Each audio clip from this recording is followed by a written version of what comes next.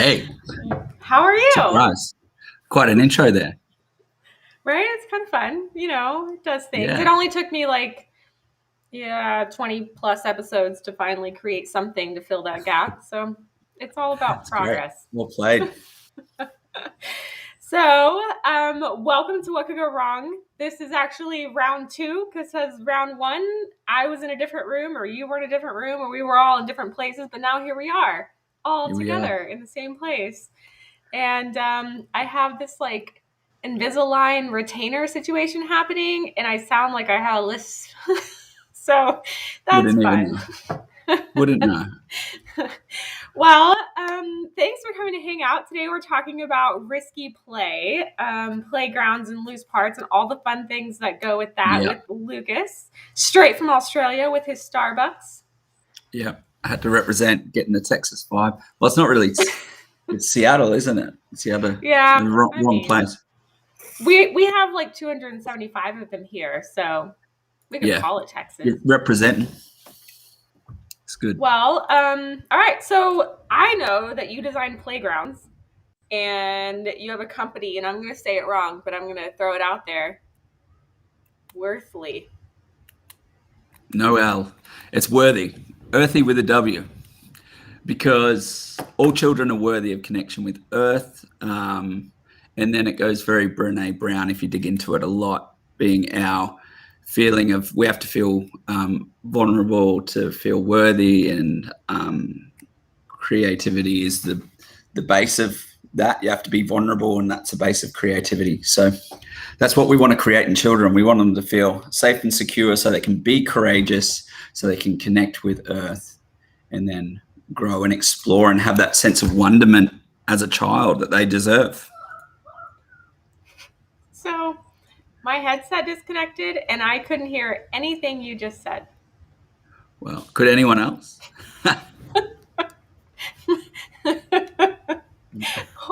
Hold, please.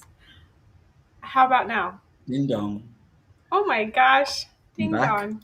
So I'm assuming that you said something really fantastic and told me how to correctly say the name of your company. Yeah, so it's worthy, and because all children are worthy of connection with Earth. And then we got the fingerprint there as well, because every child's unique. So always keeping that in mind, and it's integral to create environments where children feel confident enough to feel vulnerable, because vulnerability, very Brené Brown-esque, is the base of Yes. creativity. And every child needs to feel worthy to have that sense of wonderment as a child. I love that. Those are the foundational pieces of giving them that sense of belonging and of value and of respect. And then they have a safe place to go and play. I mean, a lot of 100%. my work revolves around what does it look like to create psychologically safe environments or trauma-informed spaces. And so much of that is very similar. We create Yeah. this safe space where they feel valued and loved and worthy. And then so many fun things happen off of that. It's a springboard for so many cool things we would have never thought could have happened. Yeah, 100%. And it's about creating those environments for that to happen. It's not about creating environment to dictate that to happen. So children are diverse. Children have different needs at every minute of the day. And as an educator, a teacher, or a parent, we're not the informed ones of where that child's at, but we think we are for some reason. It's a bit of a disconnect, but we see you, so we know what's going on inside you. The child's more aware, so give them the opportunity to have that exploration, to create that diversity environment so they can gravitate towards the things that they need for them to feel. Some children will need to move, some children need to break stuff and move stuff. Other children need a social connection. So Yeah. as a playground designer, it's not just about climb here, slide here. It's a Yeah. disservice to children. We just adultify Yeah. their play. I like that. Don't adultify the play. I think that could be a perfect hashtag. I saw it on one of my comments. Are you familiar with Harper's Playground? My mate Cody. Yeah. So I do some work with Cody, and when he saw this, he mentioned something, and I was actually thinking when I was doing some research into you and your company, and researching for this episode, I was like, ooh, y'all would get along. Yeah, we Zoom called last week on some collaboration that we're trying to organise across the Awesome. seas. Yeah, he's a great inspiration for us, and just the awesome person that he is, and the amazing work. So he inspired us to actually do a inclusive playground for one of our clients, which yeah, and it was all due to him opening my eyes to that and going beyond what I thought was achievable and what these things represented. Right. But yeah, he's a great inspiration and an asset to all the people he works with. So yeah, they have such a cool mission and purpose that it seems very similar in like pedagogy to yours, as well as kind of the purpose of creating this space where children can explore and be. So you had said something a little earlier about creating a space for them to explore rather than a space for us to dictate. yeah. I'd love for you to kind of expand on that. Like, what would it look like to have a space where we're dictating versus a space where we're inviting them to explore? Yeah. So with the evolution of play, we went from just children playing in the environment around where they lived, in the back streets, the places behind your yards, all of these places that created freedom, exploration, and ownership. And then through the industrialization, if you will, of play, it moved into there was an incident in America where a child was injured in a environment by council environment, and that changed everything. So then they ripped everything out and put the swing, the sand, the slide, and the seesaw. The 4 S's culture came in, where it was just like, okay, 4 S's, we've got it. For everyone, everywhere. So then that's just evolved over time, and you can see the type of environments. It's a very easy process. If you go to a space, any play space, and you can't see evidence of children being there, that means it's designed for children. The higher the imprint a child can make on the space, the higher the value to the child. That's why we gravitated towards those places. Anywhere that a child can't put an imprint on, have ownership over, is of a low value. And I say that as a playground designer.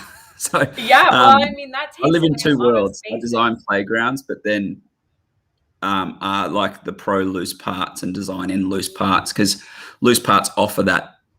I sum it up as 3 integral ingredients we want to see, which is the time they need, freedom over their play, not be dictated to, and to have possibilities within that play.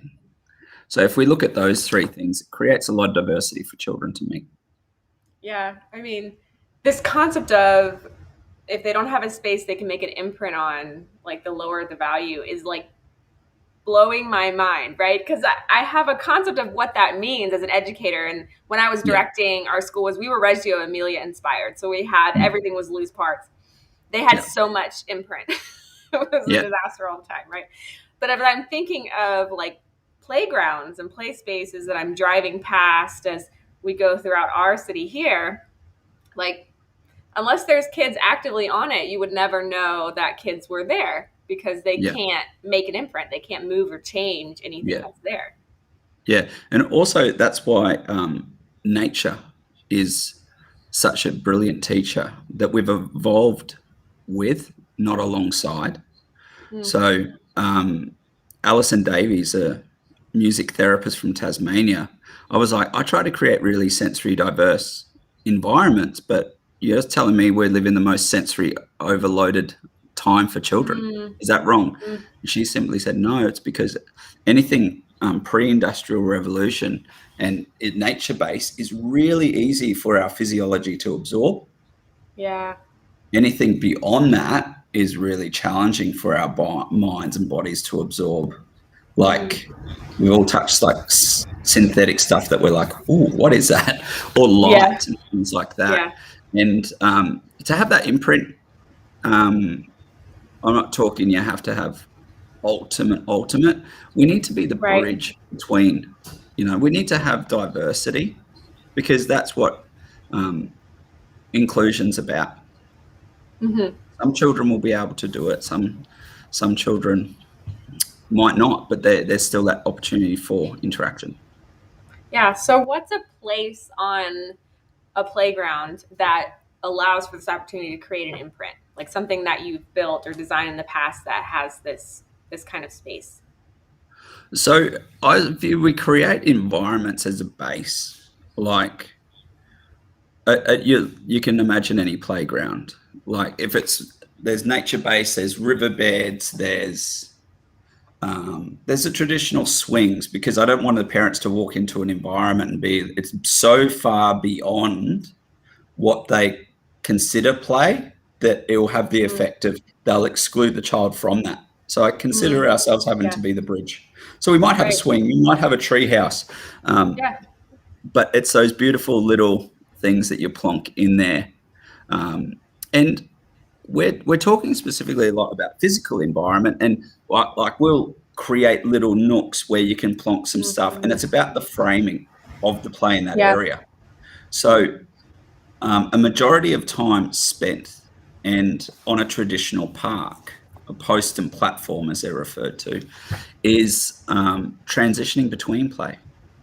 So you're not actually playing, you're just moving through it. And you see narrow platforms, narrow ladders. So it's all very move and linear action. So there's not really much affordance to move or have social interaction or set up a little inquiry within that. It's move through it. And then in a lot of public places, it's waiting your turn. And then it's actually playing. So what we focus a lot on is creating nooks where it's a single entry point into an area and a single entry point out. So what that does is when a child moves their body in a certain way and narrow entry point, they'll see the type of play that's framed in that area, and they either choose to join into that or they will leave that play. So many educators would know this from, like, you do a setup, you get your block shelf, you put it out on the balcony, you get a mat, and then they start to play with the blocks, and 0.2 seconds later it's destroyed by someone running through it, or then they get upset and then you clean it up. I mean, I don't know what you're talking about. I have never lived that life. No, never. But because the environment has not supported the play, there's a misalignment. So that transition point has created the interruption, the display. So to go very roundabouts to your question, it's about creating zones for types of play to happen, and then handing the ownership over. So if I've got like a little nook slow sensory play, I'm going to grab some loose parts and just plonk them in the corner. I'm not going to do a dinosaur setup. I'm not going to do a fairy town. I'm going to be like, boom, this is a point of inquiry. And when they go, what is it? You go, I don't know. Yeah. That's a good one. Did you put this here? No. Where'd it come from? I don't know. Yeah. I love that. I mean, it's creating a base. And I think the thing that I just totally nerd out on, and I've done this with Cody in our conversations with Harper's Playground, and just the way that the physical space kind of collides with the way the kids work inside of it, like the psychology of play versus the environment of play, and the way that they hit each other and collide. Because like you're talking about, most of these places, they have the narrow bridges and you're getting from one place to another, which the kids end up going single file through, which is not creating this collaborative play. And the biggest amount of collaboration I saw on those types of playgrounds was who's next in line for the slide, and you were in front of me. No, I was here. No, this is my turn for the slide. No, you can't walk up the slide. Right, that whole thing. And so they just sound concept, and this concept of having a space that naturally creates what they want to do is work and talk with each other and do big gross motor things and lift heavy objects, and all of those types of things seems so like duh. And then I was talking to Lenore Skenazy yesterday, who's was branded America's Worst Parent like 10 years ago for letting a 9-year-old go on the subway by himself in New York. Never She's heard of this. she's founded she founded Let Grow, about letgrow.org with Peter Gray. Yeah. Amazing. Check it out. It's about activating schoolyard play and freedom for children. Wow, I will have to do that. But yeah, it's this time and time again. She always comes back to like, just ask yourself, what are the things that you enjoyed doing as a child that you no longer let your children do? And you're like, there's a list there. And then go, why? They say, why? Yeah. What's changed? Yeah. And then it kind of, that reflection liberates the practice and promotes action. Yeah, and that's an interesting piece. And so as an educator in the world of like the evolution of play, and I'm having this conversation all the time with my own girls, I tend to lean more towards the risky play. Hey, I want to climb that. Okay, cool. And I'm just built that way, I guess, or I've been trained that way through being in the worlds that I run in. But when I hang out with parents who don't run in the same worlds that I do and are reading more and more kind of the opposite, right? Here's how we protect our children. What I call the lawnmower parents is they burn everything down, or they mow everything down before their child gets to it so they have no hurdles. We have the opposite kind of approach to that where I'm like, hey, cool, the sprinklers are on. They're mowing, they're doing the grass, the sprinklers are on to water the yard. Wouldn't it be cool to see how fast you could run from this sidewalk to that sidewalk? And they're like, through the sprinklers? I'm like, heck yeah, through the sprinklers. Like, how little wet can you get on the way through? Or if there's a puddle and the parents are like, oh, let's go around the puddle. We don't want to get wet. And I'm like, let's see if we can jump over the puddle. Well, what happens if we fall in it? Well, what happens if we fall in it? Well, our shoes get wet. Well, do our shoes dry? Well, yeah. Cool. Yeah. And that's not like terribly risky play, but still we're putting so many boundaries on, like, to answer your question. I love jumping in puddles. And now I'm like, oh my gosh, don't get your shoes wet. Yeah, 100%. And, we collectively know children learn through exploring, breaking stuff, building it again. Yeah. And these tangible learning experiences. But when it comes to resilience, we try to frame up in really intangible way. And then it just doesn't get absorbed into the physiology.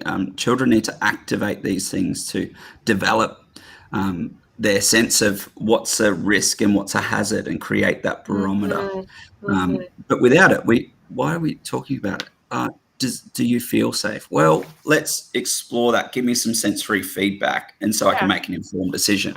It happens time and time again. We adultify their exploration. I love this word, this adultify word that you're using. I'm going to add it to my repertoire. Yeah, it's a very play work term. Play work is the play work theory out of the UK. It's really big in the UK and Scotland. If you want to learn more about it, head over to, what's it called? I'll give you the notes. But if you go to Play Scotland website, it's heaps of information there, heaps of like how-tos on loose parts and all of that. And it's the framing that a lot of people use for their adventure loose parts playgrounds. I love that. I love what you said about the ability to mitigate the difference of hazard versus risk. Because I think we as parents and as educators in the current environment have kind of labeled everything as hazard and kind of removed this risk, right? Now everything's a hazard, and we're having to protect from this hazard, which in turn, as I saw with the kids that I was working with before I left teaching, was kids who were scared of many, many things because they never had the opportunity to experience them because their parents wouldn't let them experience what was deemed a hazard. And so this concept of being able to weigh their own kind of what's a hazard and what's a risk kind of thing, because they do want to be safe. Like, they don't want to be hurt either. So it makes sense that they're not just going to go jump off a 9-foot, tree house. But I don't know. Tell me more about that. Well, it's great that we want to protect our children. It's a really good reflex to have, because if you don't want to protect your children, I'm worried. Like, yes, that's a and whole different as an conversation. educator, if you don't care and you don't have that reaction to say, be Yes. careful, Yeah. that's probably a concerning thing to look at. I You agree. need to Yeah. have some reflection there. But there's so many facets to risk in play, and some people instantly say, well, all play is risk. Anything can be risk. But from a culture standpoint, when we talk about risk, we're talking and like on building sites and financially, risk is something that's like for the outskirts, and especially from a physical standpoint and workplace health and safety, risk is something to be avoided. Right. Right. And then we go into education, and we're trying to say, oh, risk is good. But there's this huge disconnect, and you're going, and the parent's like, oh, I've just been told that no risk is good. But like I like to frame up and start to talk to parents about it's courageous play. It's not risk. I like It's that. about developing courage and aligning with your parents' values, and say, well, this is courage. And when an incident does happen, frame it accordingly. Don't say an incident happened today. Say, oh, Jack was being so courageous.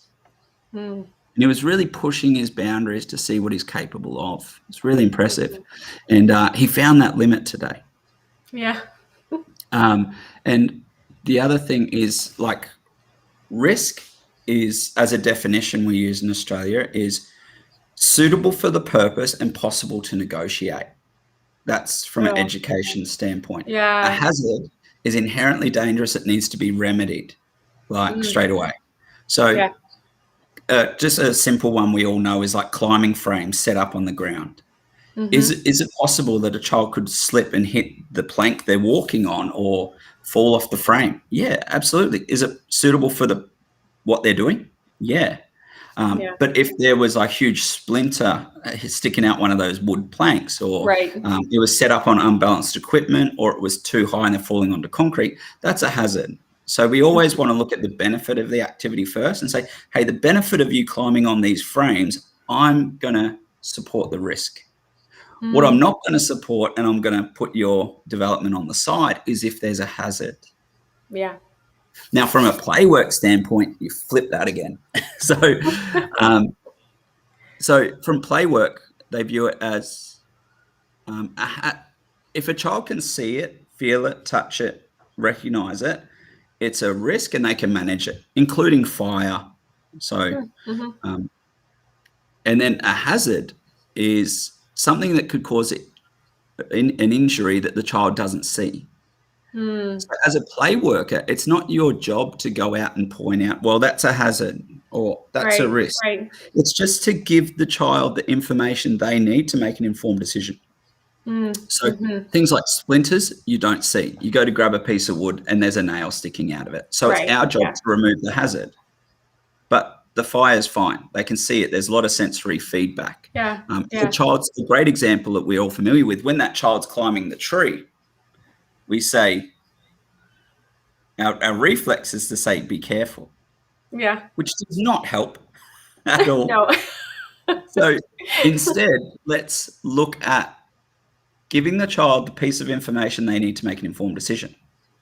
Some people go, oh, well, tell them they're high. No, they can see that. They got it. The hazard is if there's a branch that doesn't hold their weight and it snaps, like a rotten branch or a thin branch. So instead, you just say, you can point out the thin branches won't hold your weight, or the thin branches snap easily. Yeah. So you get, and then they make the conclusion. You're creating rapport within supporting them. You'll see it a double take, and they go, oh, you're not just telling me what to do again. Yeah. So you're building this trust as well, and you're telling them, I believe in you. I trust you. You've got this. And you're building up that physiological state of excitement. And the other side of that is where we say be careful, out of love and compassion. But what that does is a child could be climbing the tree, and the physiological response to excitement is you're focused, your heart rate's up, and you're going, I'm killing it. Yeah. And then someone yells out, and then someone goes, be careful. And you go, oh. So the physiological response is laser focus and as many other things, but laser focus and a high heart rate is fear as well. The only difference is our perception. So child's killing it. They're over this world saying, oh, okay, I'm in this zone of like, how good, I'm killing it. And then be careful, boom, fear zone. And then that activates these, the fear hormones and that adrenaline. And then they could get to that freeze and faint flight response. Opposed to, hey, when I climbed that tree last time, one of the branches broke. Yeah. And they're like, good information. Thank you so much. Quality information. Thank you for sharing that with me. And also, like, if they're running, the rocks are slippery when they're wet. The paths are slippery when they're sandy. Yeah. Because how does this help? Don't run on the concrete. Yeah, it doesn't help. I mean, you're making objective statements about the environment, like you had said, pointing out the hazards they may not see, which is a beautiful way to frame a hazard versus a risk, what they can see and what they can't. And that's very much in line with so much like non-play pedagogy is how can we empower them with information to then create their own opportunities for learning and growth. Instead of just standing in front of them and telling them what needs to happen. But the be careful response. So I'm doing a training on Friday on words kids need to hear and why we need to say it. And then the flip side of it is what not to say and then why not to say it. And it's funny because as you're speaking, like many of the phrases that were in there for words to say were, I believe in you and those types of things like you were saying. And on the flip side, there was like, hurry up. Be careful, don't do that instead of saying something like, hey, that branch could break, right? So this is a very similar, and again, I love how the environment of play creates the opportunity for the psychology of this language is being used and what it's creating inside of them to just come together and create this really magical wonderland of opportunity. If you can manage your physical environment, that is a representation of your internal environment. When, like, look at Maslow's hierarchy of needs, we spoke about the worthy and that being the base feeling of belonging. But right up the top, as you progress through with Maslow's, you've got self-fulfillment and accomplishment at the top. Yeah. And every time we go in and we direct a child and say, be careful, every time we go, pull with your arms, push with your legs, put your hand here. Do you know these blocks can stack? The puzzle piece goes here. What you could do. We're stealing their accomplishment and we're stealing their joy. We're stealing their dopamine response. And the dopamine is like the super drug of our body. The subconscious brain is just going like, let's get onto that. Let's get more of it. So when a child pushes beyond what they thought was capable, just climbing a tree, they get this huge dump of dopamine that then inspires them and their subconscious brain goes, that was awesome, do it again. And they're learning to push beyond their limits, what they thought, not live in a fear-based world of uncertainty. Because what happens is when that adrenaline kicks in and you get over the top of it with dopamine, you get a bigger dump of dopamine if you overcome your adrenaline. That's why the stunt person doesn't go back and go, oh, I've just jumped a 100-meter canyon. I'm just going to do 100 meters again. They're going to go, I need 150 this time, And it's the same in play. And we talk a lot about the physical play and physical environment, but it happens within our social interactions as well. For a boy, and generally boys, because if we take 100 boys, a majority would partake in this behavior. Much more tangible learners. Girls are much more social learners. So one of the riskiest things a girl may do in a day is approach a group of other girls to play. Yeah. So to create that environment, that courage as well, which then fosters it exactly as a boy. It gave him accomplishment. It gave him self-worth. It gave him value. It's the girls are doing it in a social way. So the environment needs to support that diversity, not just climb a tree and you're going to be great. It's like, okay, create an area where we can have uninterrupted social interaction. Mm-hmm. Mm-hmm. and they'll I get love that sense that. of, Yeah, and I love like going back to what you said about this be careful statement. Another reason that it's kind of a super annoying thing that people say, like it's one of my pet peeves, like because you're pointing out something, but you're not telling them what it is. Or you're concerned about something, but you're not telling them what you're concerned about. You're just yeah, saying, I'm concerned about something. And so in a conversation that I was having with other educators, they were like, "Oh, well, I'm reminding them to be careful." I'm like, "Okay, be careful of what?" Like if they're walking along a balance beam and you say be careful, then they're immediately going like, "Be careful of what?" Like what am I yeah, supposed to be careful of? And you're requiring them to kind of fill in that gap. yeah, And then it's a fear response without knowing what exactly to be fearful of. yeah, And if you want to say, like you were saying, if they're running on the rocks, hey, rocks are slippy when they're wet, that is letting them know exactly what you're talking about, or just yeah, notice this on your radar instead of just saying be careful, because then they're like, oh, what? yeah, And then they have to be kind of just scan their environment for things that they should be careful of. And it could be 20. And now I'm not sure. Maybe that was just me as a kid. I don't know. But yeah. No, you see it time and time again. The child turns into a meerkat every time they're yelled at to be careful. They're like, "What? Who's that? I don't understand. Of what?" yeah. We have this inbuilt mechanism in our bodies as children exploring and discovering our bodies that if we're not physically competent, Mm-hmm. our brain doesn't give us a cue to Yeah. investigate and explore it. So you'll see young children and toddlers like get to a ladder and get one foot on the run and kind of just pause, and you're like, Yeah. "What's going on?" It's because their physiology have gone, "Oh yeah, that's where you're at for now." And a Mm-hmm. child will like, if there's a high balance beam, initially they might just climb up the ladder and climb back down, and they will Mm-hmm. scale their level of competence as Right. they become more capable.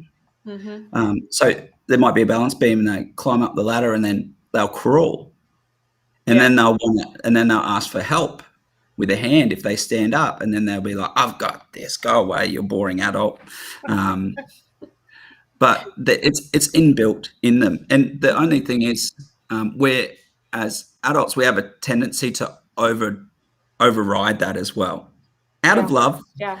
Like Yeah. the child's on the ladder and they pause, and we jump in and go, "Now pull with your arms, push with your legs," and they start to climb up, Mm-hmm. Mm-hmm. and then they start to be like, "Oh, I'm not sure," and then we go, "You can Yeah. do it, you're fine." Yeah. You're fine. And Oh, that was just on my list of things not to say too. every time they're becoming heightened because their physiology is like, "Oh, I'm not sure," and they're all these things are starting to creep up in their Mm-hmm. body, and there's uncertainty, and then they hit the fight, flight, faint response. Yeah. I don't want to, or they just turn and jump at you, and then you go, "What was that about? That's so weird." But meanwhile, you're the one just dictated it and put our own Yeah. stuff first. You know, it's Yeah. it's And it's the curse of the adult brain, the mm-hmm. doing brain. Or Yeah. if you hear you have to do something, opposed Mm-hmm. to the child being in the being space. Yeah. Yeah. Yeah. That is a hard, it's a very intentional shift that you Yeah, have to make over and over again. And yeah, that's, a really challenging thing. And the concept of saying, you're fine. It's fine. You got it. And I say this all the time to my kids. So I'm terrible about that. It was on my list of things not to say. yeah, I still get stuck on it. But it is very much like you were saying, if they're experiencing their response of like, ooh, I don't know about that. And you're saying, oh, you're fine. Then it's yeah, causing them to question their own internal response. They're like, yeah, well, I felt fearful, but they said I was fine. So I might as yeah, well just keep going. And then if we yeah, continue down that path, we're just kind of gently nudging them towards, oh, don't worry about how you feel. You're yeah, fine. And yeah, that's not a good road to end on. yeah. And you know, to to give our children the impression that life's without challenge, that everything's fine, and when you come up and when you like, life's not hard. It's the biggest disservice. That's why Yeah. we see so many teens go out into the world and be like, "What? What's this?" Like, people can tell me no, and I Yeah. can Yeah. and I fail, and they Yeah. crumble, and they've got to essentially my observation is that in the early years, we're taking the early years learning in these safe environments where they can be supported, where they can be hugged and nurtured. And then we're just kicking that can down the line until they're teenagers and we say, act like an adult. Yeah. So then they've got to go all through this learning about where's my place and space in the world? How do I fail? How do I overcome that? And it's really hard. And that's why like mental health and self-harm and suicides as teens is like, I just don't understand. And their physiology, a lot of children's physiology hasn't been activated to be like, yes, this is challenging, but when I overcome it, I'm going to feel better. Right. Right. Yeah. Yeah.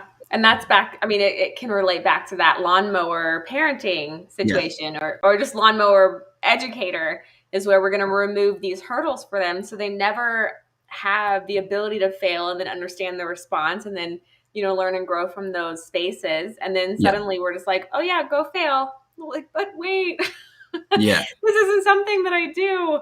And, Being and I love the way that play kind of fits into that. Yeah. And it's how we learn. There's no coincidence that we can play for a lifetime and we're capable of learning for a lifetime.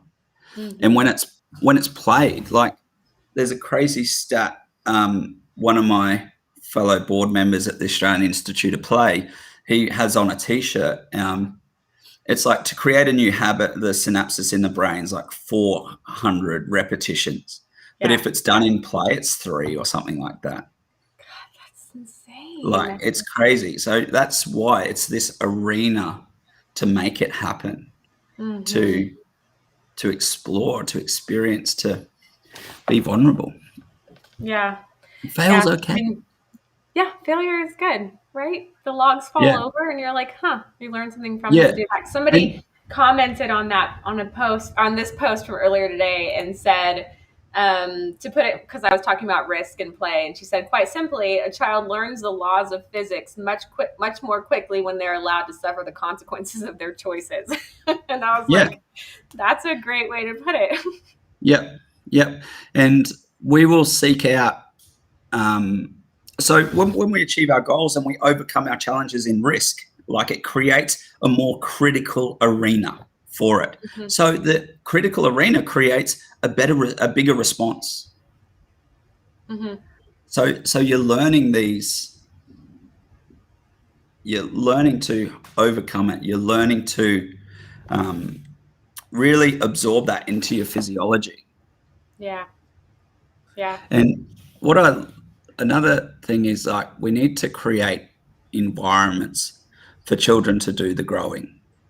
Like we stop doing the growing for them, Yes.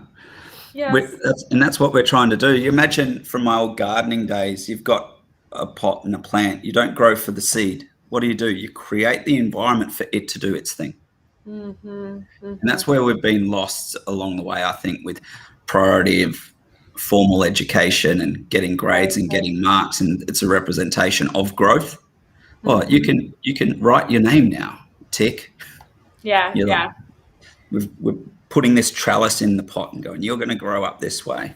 Right. And meanwhile, the seed's like, I'm actually a ground cover. What are you talking about? And that's it. Back to kind of what you were saying about allowing them to experience rather than dictating what that experience should look like, is a huge conversation around this formal education. And you're going to go down this path. It's going to look exactly like this. And I talk about it a lot as the ego of the educator, right? Instead of us standing in front of them and say, do exactly these things in the way that I say to do it, it's standing beside them as a co-constructor and saying, let's figure this out, together. Are you a ground cover or a climbing plant? But, I don't have to dictate that for you. And it's such a great foundation for experience that we can give them inside of play. Like some of the very huge concepts that we've touched on that are beginning to be built in early play, and then as they continue to grow in that, is like the growth mindset and understanding, like listening to yourself when you reach a limit and being aware of how that feels inside your body, and then being able to respond to that. and just learning from those experiences and those touches and those things around you and how to work in collaborative play with others. Like, these are huge lifelong concepts that can shift the trajectory of your experience in life through play. 100%. It's magic. 100%. And like, I create environments with failure in mind. And I'd make things that are a little bit too high and make things that are a little bit of a stretch. It's not this like linear ladder. I'm going to put one hole here and one over there, and it's going to suck to get there, but you'll get it. And, and I go in. So when I create an environment, there's no point creating an environment and then the educators or the teachers using it the exact same way. So I go in and work with families and work with the teachers to create a courageous culture around play. Oh, yeah. And one of those things is you can't do it yet. Yeah. Which is a growth mindset framing. Right. And it's just like, you can't yet. Yeah. And that's okay. Let's see where you are in this time, or that is a problem. How are you going to solve it? And then but giving them affordance to go and seek mastery in other areas. Yeah. Like, not giving them one apparatus to play with and engage with, fail, and then go, oh, well, that's it. No, give them an outlet still, so they can still have that sense of accomplishment, the sense of fulfillment, but it's in another area for now. There's great research around children using mastery as a refuge, especially in low socioeconomic or at-risk communities. They're like, the world's crumbling around me. I don't know, but I'm good at this thing. Yeah. So they've always got it there to come back to. And the ongoing effects in the long term for that child moving from early childhood into like university years, and that framing they take all through there is phenomenal. Great impact. Wow, that's such an interesting frame for that, is using mastery as a refuge. I mean, I know I've 100% done that in my life. That makes perfect sense. I'm good at this.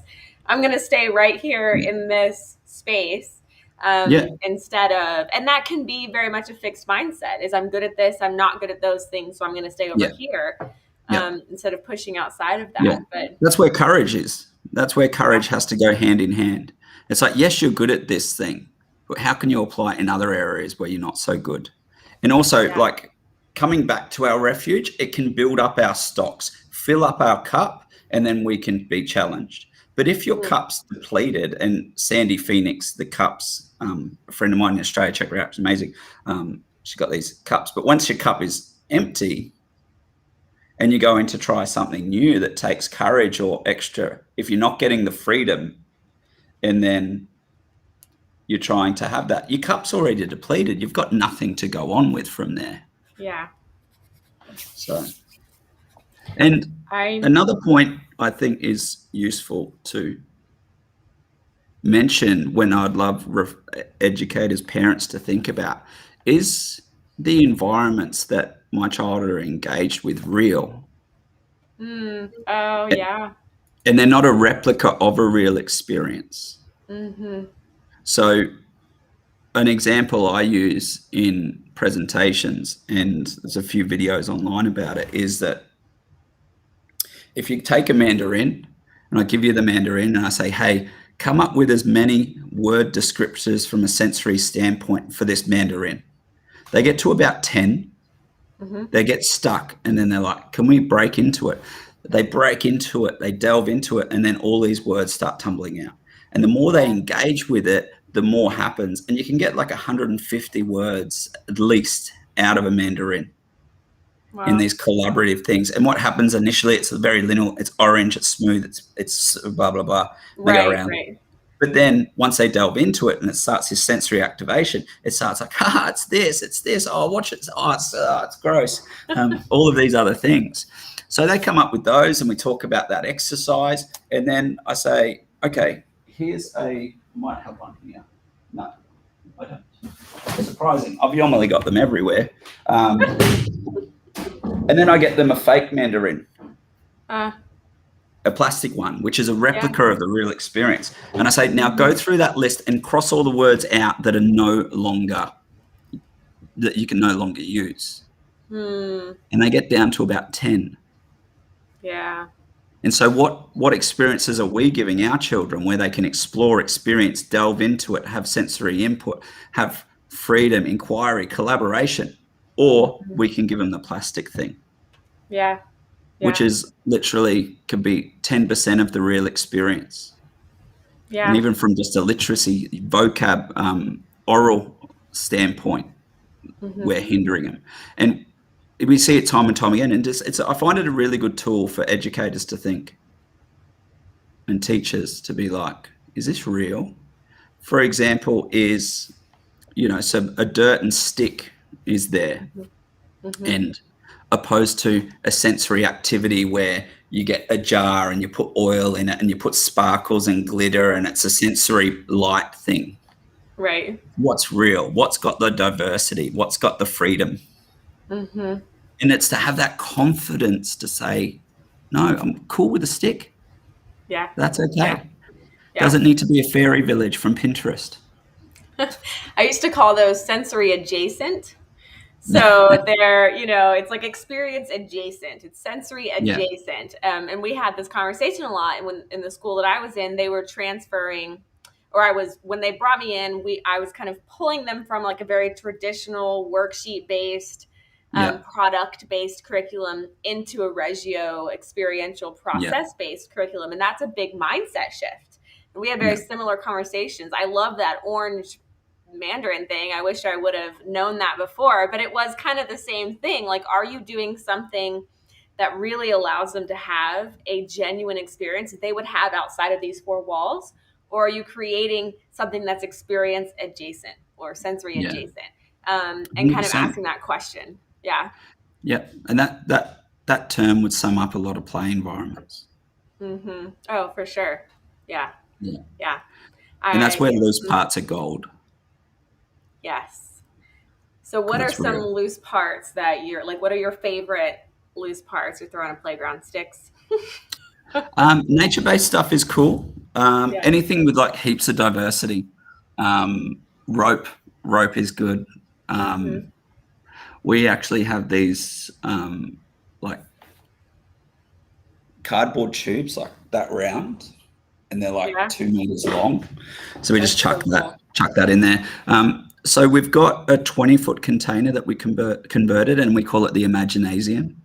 And we send that to, like when we had the bushfires, we sent it down to a school that was affected by bushfires. And I think there's like 68 children in that school, like 10 lost their homes.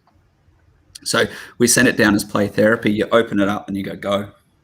Oh my gosh. You're pulling it out, and like hammers and drills and rocks, and the little fiberglass boat is about to get pushed down the hill, and the teacher's within 10 minutes, the teacher that was like, don't do that, be careful, he was like, oh, I get it. Because he asked this girl, he goes, what are you doing? And she goes, I don't know yet. And she was building something, and she was trying to dig a hole and stand up this stick, and she had some like a box of like bolts, and then she had some silk, and it was like, I don't know yet. And he was like, oh yeah. There it is. There's that magic right there. So anything, absolutely anything. Like you've got the old classic boxes, anything that offers a time, freedom, and possibilities. It doesn't matter what it is. So, but they just offer that ultimate affordance for play, and they are to be layered in with environments. If we reflect on where we played as a child, we had those elements. A lot of us, at my age anyway. But an interesting thing by talking across Australia and overseas, asking people where they played as a child, and it was like outdoors, yes. Was there a tree? Yes. Did you get hurt sometimes? Yes.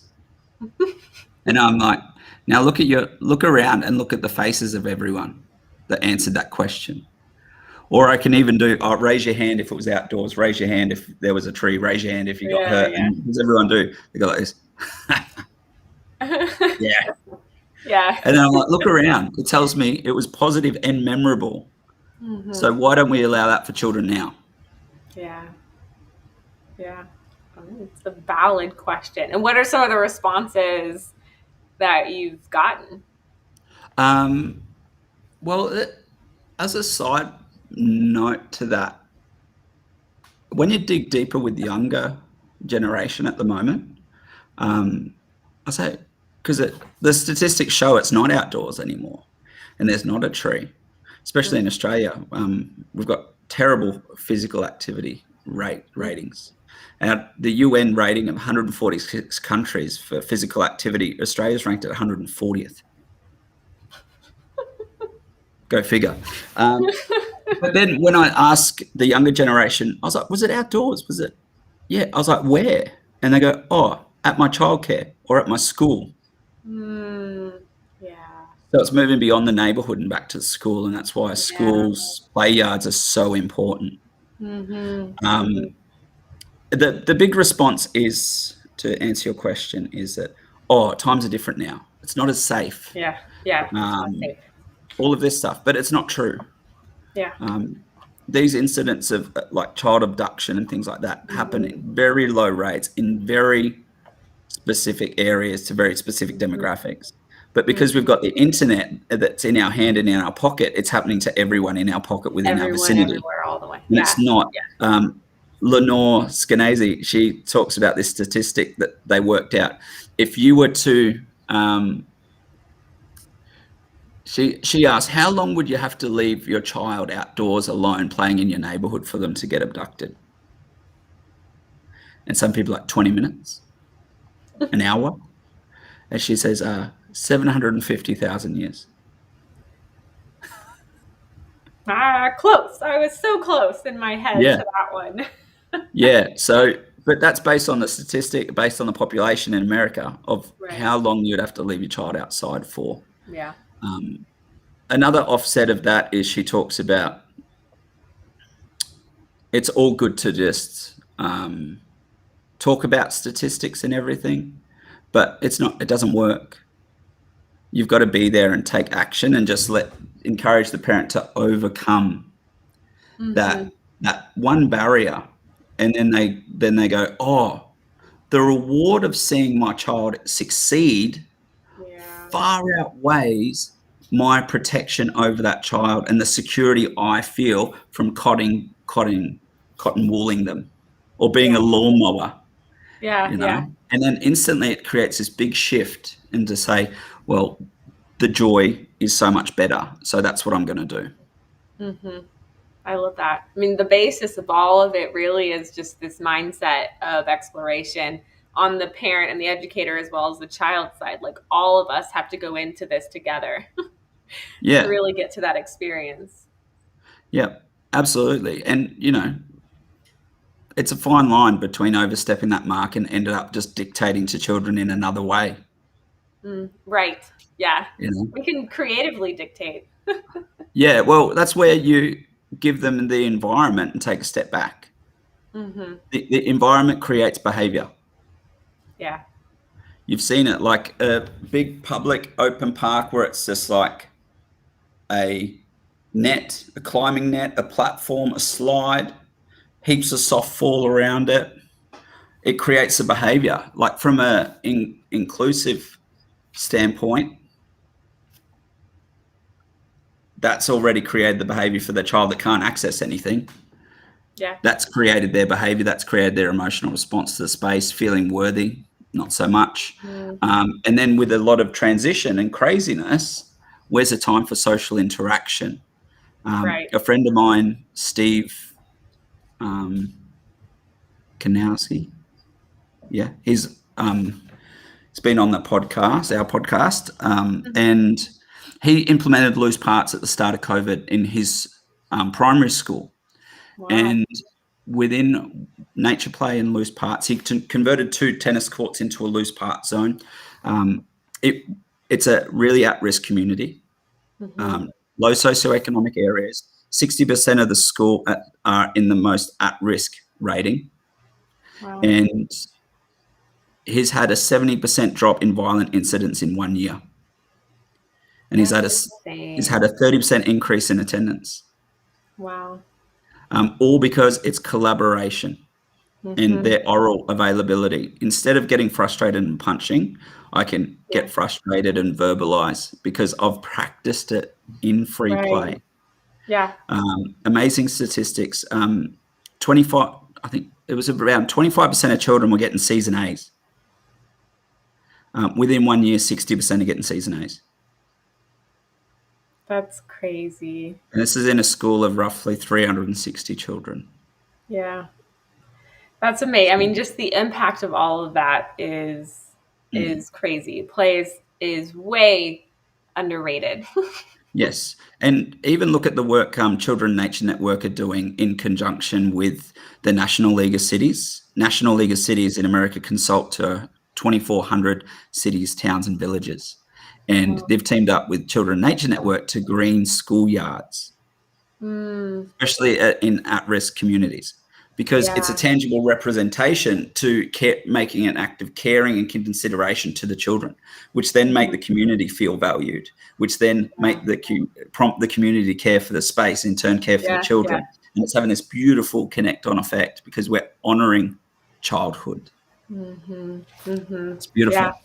I mean, the psychology of all of it just is amazing to me, how it all comes together. I love seeing those types of efforts, Yeah. and the ripple effects that kind of come outward from those is just so amazing. So, Yeah. how can people like get in contact with you and follow what y'all are doing, and initiatives that are similar? You've named some really cool ones, and if you send me some of those, I can put them in the show notes, Yeah.